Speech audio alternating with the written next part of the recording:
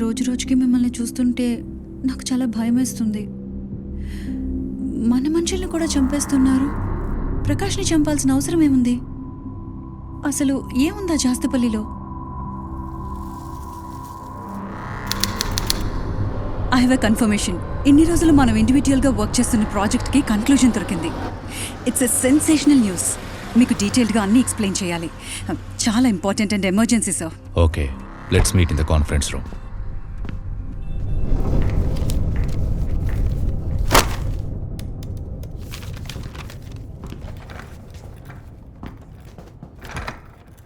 Hi sir.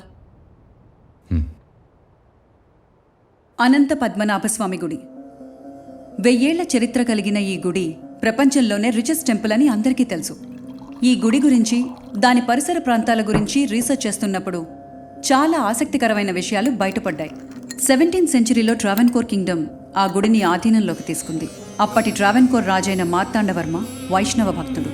విష్ణువు చేతిలో ఉన్న శంఖాన్ని తన రాజముద్రగా ప్రకటించాడు. ఆ రాజ్యంలో ఉన్న అంతులేని సంపదని ఆ గుడి కిందే 6 నేలమాడగలు కట్టి దాచారు. కొన్ని సంవత్సరాలుగా అంత సంపద ఒకే చోటు ఉండడం వల్ల ఆ గుడి చుట్టుపక్కల ఎన్వైరన్మెంట్లో చాలా చేంజెస్ వచ్చాయి. ఎన్సెఫలాటోస్ వుడి, ఈ రేర్ టైప్ ఆఫ్ ప్లాంట్ ఆ గుడి చుట్టుపక్కల తప్ప ఇంకెక్కడ కనిపించదు. యాంటిగ్వాన్ రేసర్, ఇక్కడున్న చాలా స్నేక్స్లో ఈ రేర్ టైప్ ఆఫ్ స్నేక్ ఇక్కడ మాత్రమే కనిపిస్తుంది. అన్ని సంవత్సరాలుగా ఈ భూమిలో బంగారం ఉండడం వల్ల ఈ గుడి చుట్టుపక్కలున్న సాయిల్లో కూడా చేంజెస్ వచ్చాయి.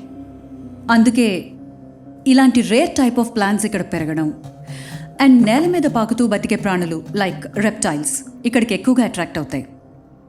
అయితే ఇలాంటి మొక్కల్ని అండ్ స్నేక్స్ని రీసెంట్గా జాస్తిపల్లి పొలిమేరలో ఉన్న ఒక గుడి ప్రెమిసెస్లో చూసాం.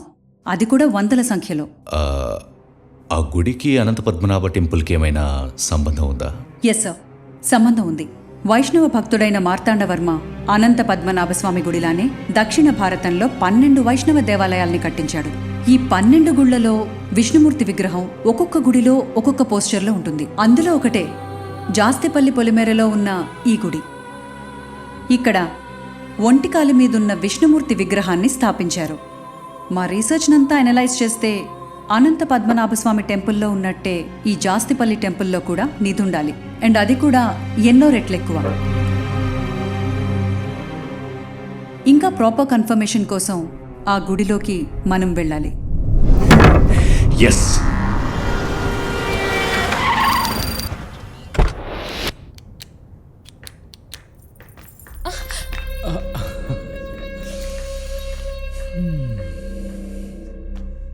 నమస్తే పటేల్ సాబ్, చాలా దినాలకి యాదకొచ్చినా. ఏంది కథ? జల్దీ రమ్మని చెప్పిర్రు. మీ ఊరు పొలిమేరలో ఒక గుడి ఉందిగా, దాన్ని ఎందుకు మూసేశారు? దీనికోసం పిలిచిర్రా?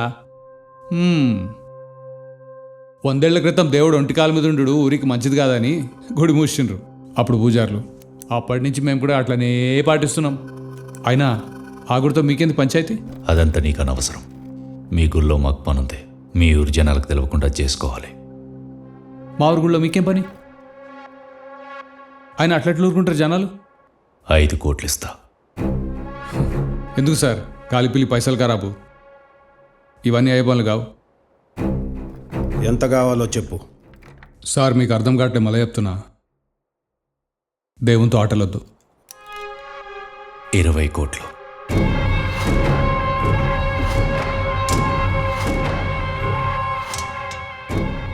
20 కరోడ్ అంటే ఆడుకోవచ్చేమో. 20 కోట్లు ఇచ్చేటంత ఏముంది సార్ మా గుడిలా? లక్ష్మీదేవి ఇంటికొచ్చి తలుపు తట్టినప్పుడు తలుపు తీయాలి, ప్రశ్నలేయొద్దు.